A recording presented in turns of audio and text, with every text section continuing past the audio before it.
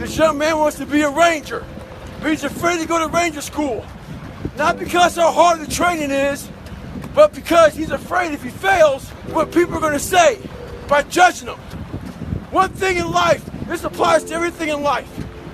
Anytime you move from being normal to trying to be exceptional, people aren't going to like that shit. Those normal people, it makes them feel like shit, so they're going to judge you. And nowadays, it's very easy to be a fucking coward. Why? We got Instagram and shit. Most folks don't tell you to your face. They go online, they post about like cowards. Don't let cowards get in your fucking head. And last thing, make sure you do you. Stay hard. The day I quit, my boss, as I put my box on his desk and told him I was leaving to be a comedian, he talked me right out of it. He said, Steve, you're not even funny. He said, I've never heard you say anything funny since you've worked here. I've been selling insurance for 2 years. He said, are you kidding me? You've got a family.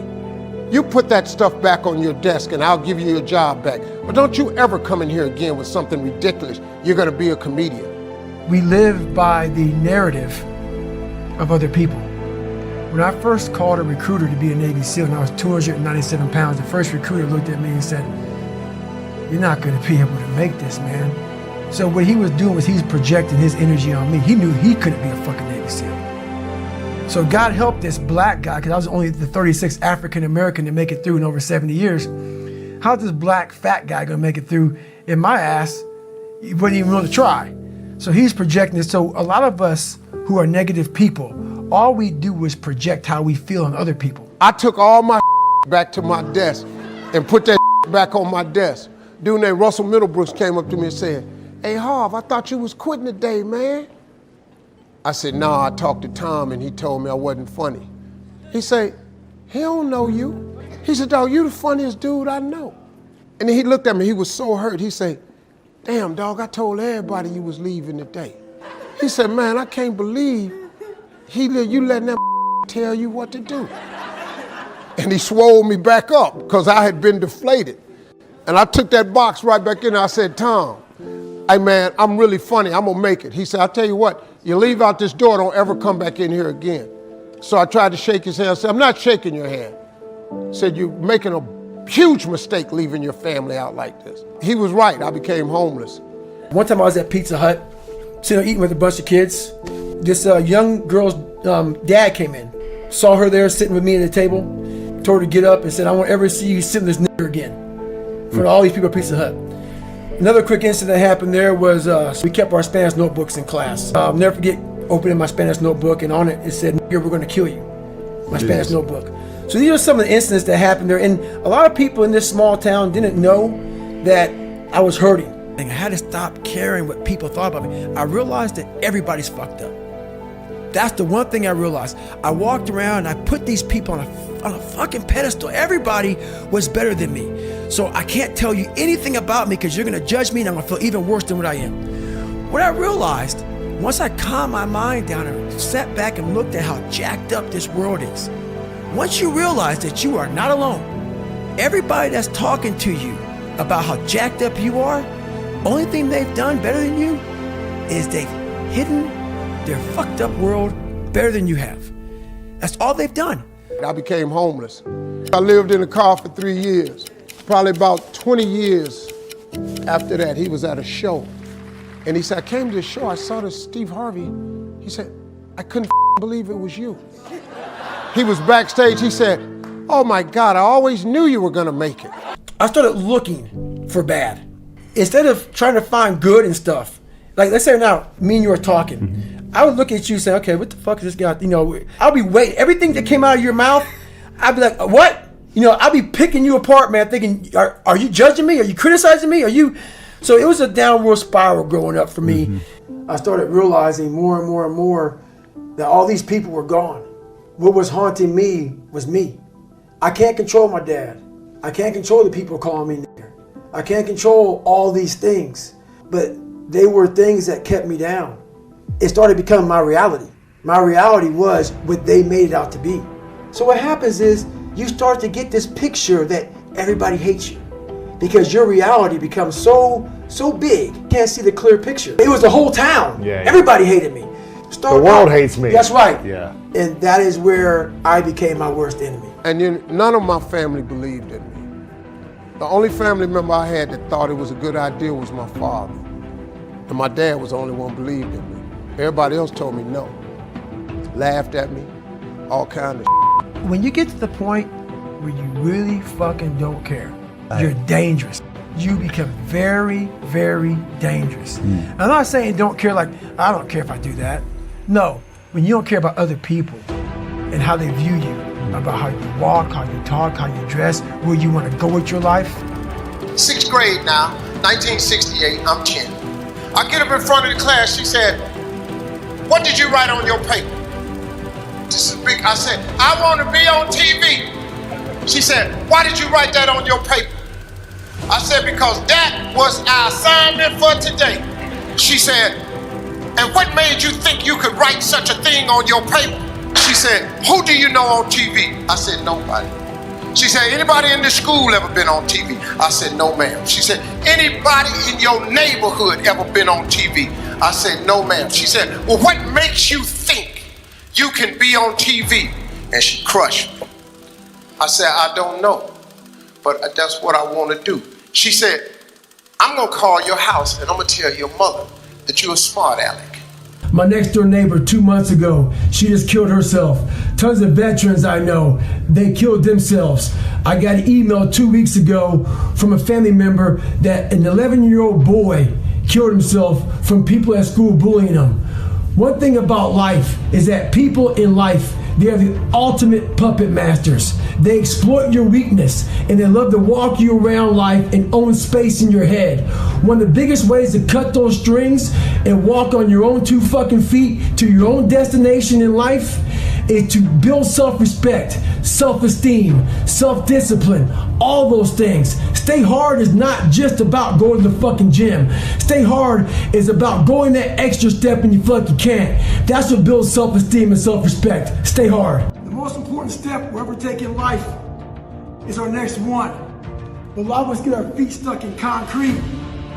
We get our feet stuck in concrete because we're afraid to make enemies. One thing in life, you're gonna always have haters. Embrace them. If you can walk on fucking water, trust me, your haters will say you can walk on water because you can't fucking swim. Shut the fucking noise out. Embrace the fact that people don't like you. It means you're doing something right. Stay hard. Stay in the fight. So when I got home, she on the front porch. And she said, "What did you do up at that school?" I said, "Well, Mama, I just did what she asked me to do. She asked me what I wanted to be. I wrote I want to be on TV. She said, "Why did you write that on the paper?" I said, "Because, Mama, that's what I want to be." She said, "When your daddy get home, I'm going to tell him you've been up at the school being a smart aleck." He comes home. He said, "Boy, come in here." He said, "What is this your mama telling me you did up at the school?" And she's standing there. "Tell him what you did." And I said, "I wrote on a piece of paper, I want to be on TV." He said, "What you do that for?" I said, "Because that's what the teacher asked us, Daddy, what we wanted to be." She said, "And you being up there being smart, he gonna put a smart answer, he wanna be on TV." My father looked at me and said, "Well, what's wrong with that?" He said, "Boy, go in your rooms." A lot of times I'll be in a 200-mile run or something like that, and I'm all jacked up. Body's broken, mind's broken, spirit's broken. I started to say, what if I can pull this off? When I first walked into the Navy SEAL recruiter's office, he looked at me and said, "There's only been 35 African Americans in 70 years make it through." You know what I said to myself? What if I can be the 36th?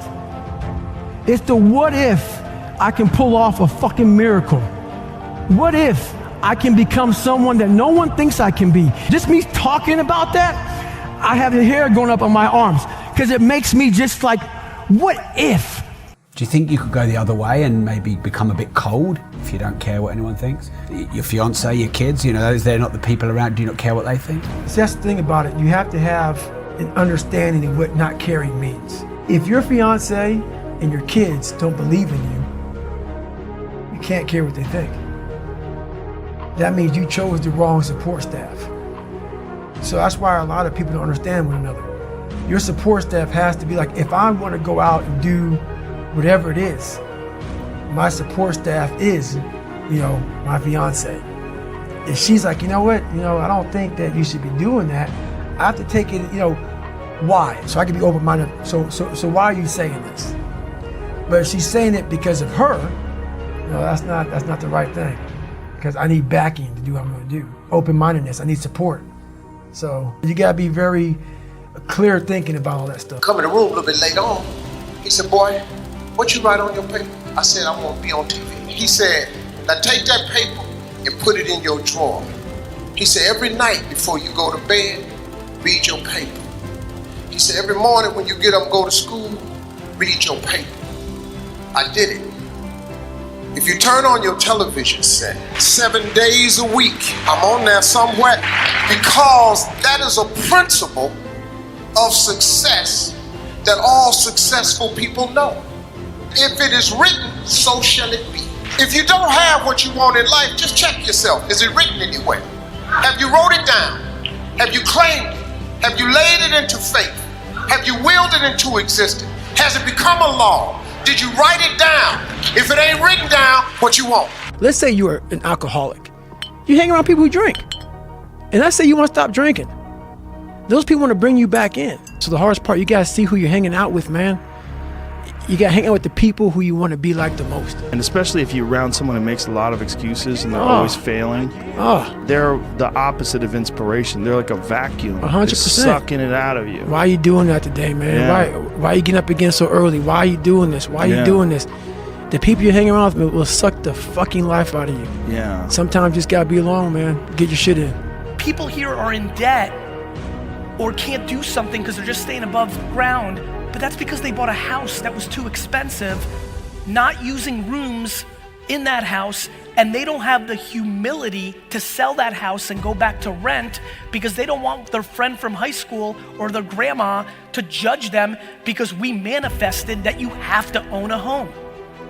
And if you did, and now you're not just staying above water and you sold that home and moved into a shittier neighborhood or a smaller house or rented, now your actual life can open up. But no, the ideology of owning a home and the inability to take a step backwards to take 3 steps forward is gonna make you unhappy till the end. There's a lot of power in that. To be able to put your life on a billboard for the whole world to see and say, judge it, man. Judge it. Like just me talking about it makes me feel good. Once you get your relationship down with the 7 fucking people that matter the most in your life, and actually get to the place of saying, I love you, but fuck you. And once you get to that same relationship over here, which is super simple, I'm not sure I even know you, and fuck you. Now, don't confuse fuck you. I roll with empathy and compassion and sympathy. This isn't fuck you for hate. This is I'm not willing to live my life under your judgment of what life is. With success in life comes more haters. Don't make them hurt your feelings. Use them for fuel. Use them for energy. In times of need, put them on the fucking mental Rolodex in your mind. And when you don't want to do shit, roll through your brain. Pull up that motherfucker that you need. That person who said you couldn't do something. Weren't fast enough, good enough, smart enough, where the fuck you may be. Use it for energy. Instead of killing them with kindness, torch them with fucking success. In life, we have to continue pushing past the odds. Use everything this world has to give you for fuel. Stay hard.